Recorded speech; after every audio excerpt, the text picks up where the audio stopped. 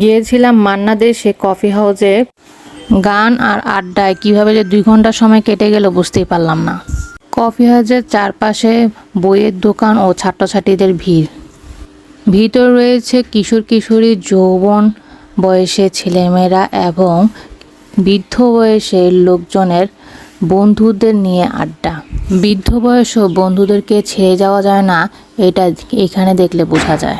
দেয়ালে পরতে পরতে মানুষের স্মৃতিচারণ। মান্নাদের গানটির ভিডিও ধারণ এখানে করাতে গানটির সাথে সাথে এই জায়গাটাও সবার কাছে প্রিয় এবং জনপ্রিয় হয়ে উঠেছে।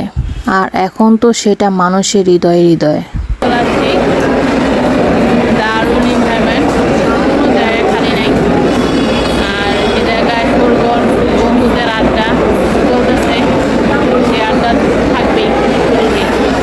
কফি হাউসের পুরো নাম ইন্ডিয়ান কফি হাউস। আমরা যখন গেলাম তখন প্রায় সন্ধ্যা হয়ে গেছিল, সন্ধ্যা 7টার মতো। এটাই হচ্ছে কফি হাউসের মেনু কার্ড। ফি ছাড়াও অন্য কি কি খেতে পারেন এখান থেকে আপনারা জুম করে দেখে নিতে পারেন, তাহলে আপনার জন্য সুবিধা হবে। এখানে কয়েক রকমেরই কফি পাওয়া যায়, কফির সাথে সাথে অন্য কিছু তো অবশ্যই খাওয়া লাগে, তাই আমরাও অর্ডার করে নিলাম।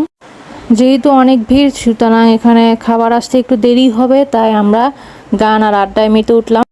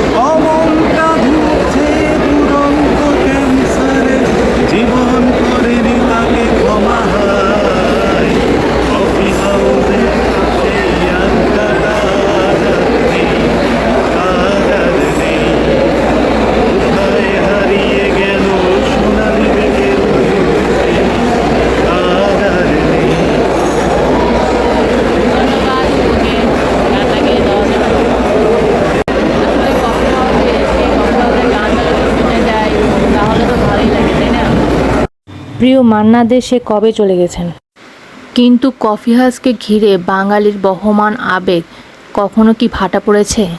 এই আবেগের টানে কাছের মানুষ তো আছেই, অনেক দূর থেকে দূরের মানুষও চলে আসে কফি খেতে।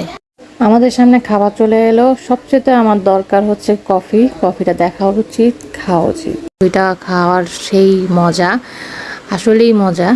কফি খেতে খেতে আর আড্ডা দিতে দিতে গান শুনতে শুনতে আমরা অনেকক্ষণ সময় এখানে কাটালাম, কিন্তু আসল কথা হচ্ছে এখান থেকে চলে যেতে ইচ্ছে করছে না।